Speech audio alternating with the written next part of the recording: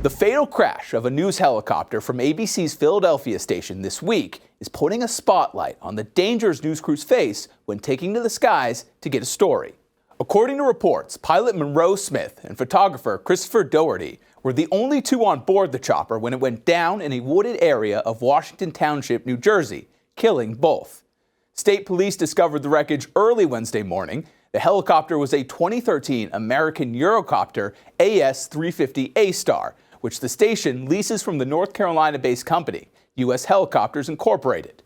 The National Transportation Safety Board is leading the investigation. Now, what my team and I will be doing is we're going to be on scene for about the next 3 days.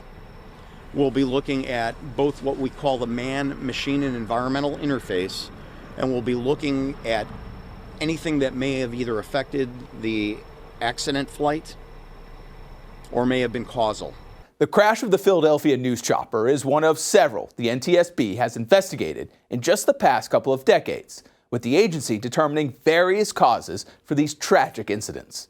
In May 2004, a helicopter with New York's WNBC station was covering a triple shooting in Brooklyn when it spun out of control and crashed onto the roof of an apartment building. In this case, the pilot and a reporter on board survived, but suffered serious injuries. The NTSB concluded a loss in the chopper's hydraulic system led to the crash. In July 2007, two helicopters from competing stations collided while covering a police chase in Phoenix. Two pilots and two photographers were killed. The NTSB determined the probable cause was both pilots failing to see and avoid one another.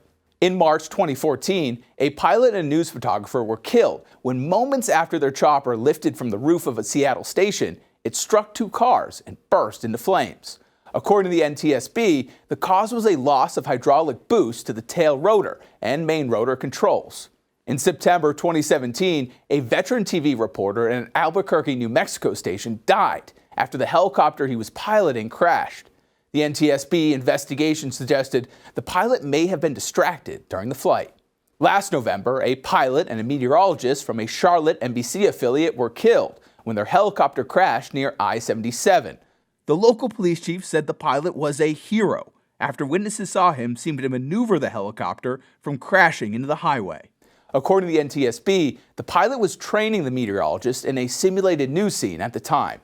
The NTSB says it will release a preliminary report on the Philadelphia news helicopter fatal crash within the next 10 days, with a final report coming around 18 months later.